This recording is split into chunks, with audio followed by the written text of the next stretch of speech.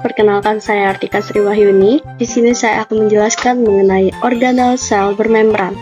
Yang pertama-tama, apa sih organel sel bermembran itu? Baik, sel-sel hidup baik sel prokariotik maupun eukariotik memiliki struktur internal yang kompleks. Salah satu komponen penting dalam sel eukariotik adalah organel sel bermembran. Organel-organel inilah yang memainkan peran vital dalam berbagai proses metabolisme dan fungsi sel. Selanjutnya saya akan membahas mengenai struktur umum organel sel bermembran. Yang pertama, membran ganda. Organel sel bermembran memiliki dua lapis membran yang melindungi isi organel dari lingkungan sel. Selanjutnya ada lumen internal. Di dalam lapisan membran terdapat ruang lumen yang memungkinkan organel melakukan fungsi-fungsi spesifik.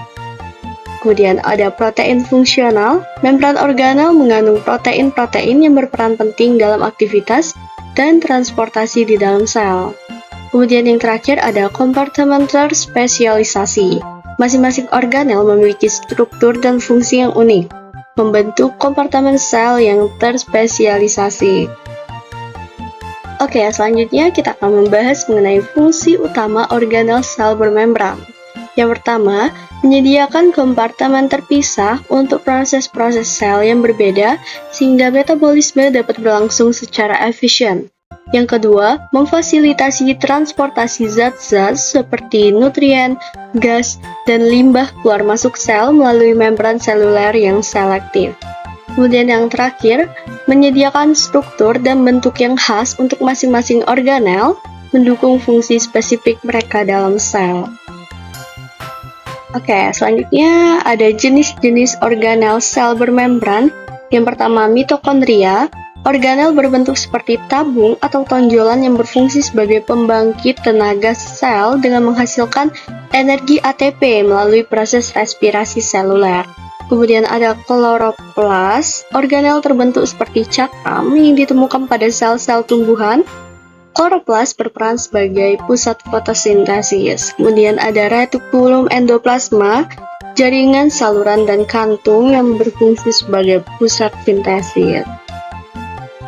Oke, selanjutnya kita akan membahas mengenai mitokondria yang merupakan pembangkit energi sel. Mitokondria adalah organel sel yang berfungsi sebagai pembangkit listrik dalam sel. Mereka menghasilkan energi dalam bentuk energi ATP melalui proses respirasi sel.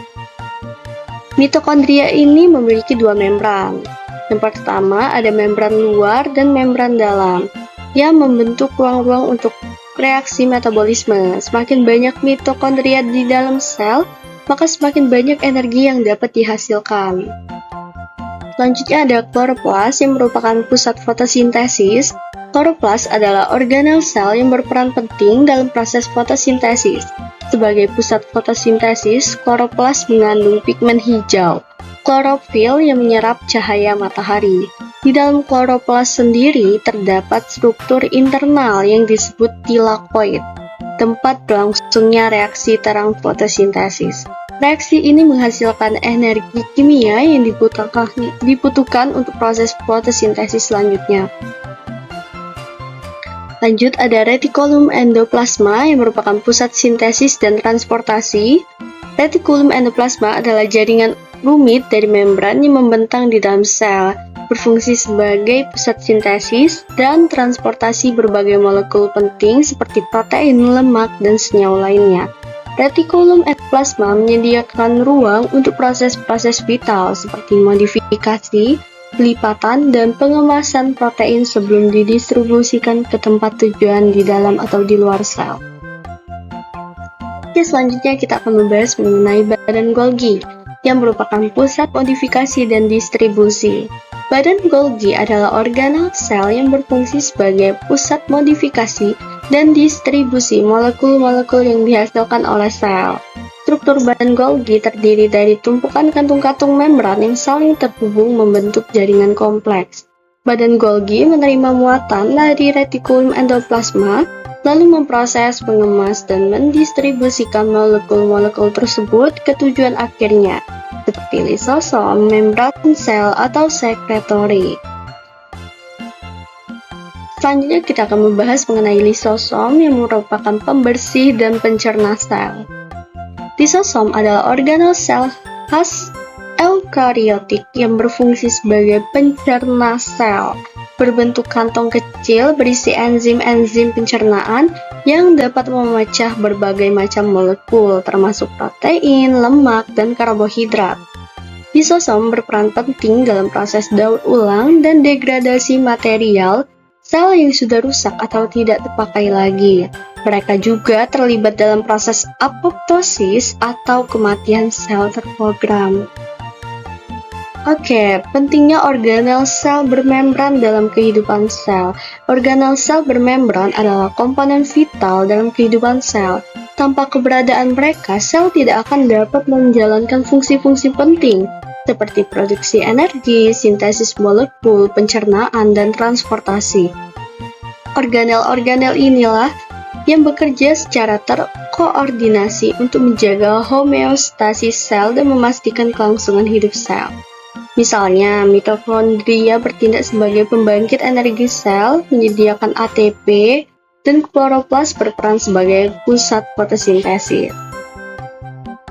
Selanjutnya kita akan membahas mengenai gangguan pada organel sel bermembran. Ada beberapa gangguan yang dapat terjadi pada organel sel bermembran. Yang pertama ada penyakit mitokondria. Gangguan pada mitokondria dapat menyebabkan penyakit seperti sindrom Leigh dan penyakit Parkinson. Kemudian ada penyakit lisosomal yang merupakan gangguan pada lisosom dapat mengakibatkan penyakit pompe Niemann-Pick dan sebagainya. Kemudian ada gangguan retikulum endoplasma. Stres retikulum endoplasma terkait dengan penyakit seperti diabetes, tipe 2, dan penyakit Alzheimer. Oke, selanjutnya saya akan menjelaskan mengenai aplikasi teknologi dalam studi organel sel bermembran. Yang pertama ada mikroskopi, yang merupakan teknik pencitraan canggih memungkinkan visualisasi struktur organel dengan resolusi tinggi. Kemudian ada fraksinasi, yang merupakan sentrifugasi yang memungkinkan pemisahan dan isolasi organel sel untuk analisis lebih lanjut. Kemudian ada rekayasa genetik, yang merupakan modifikasi genetik, dapat digunakan untuk mempelajari fungsi spesifik organel sel. Sekian pembahasan dari saya. Mohon maaf apabila ada kesalahan. Wassalamualaikum warahmatullahi wabarakatuh.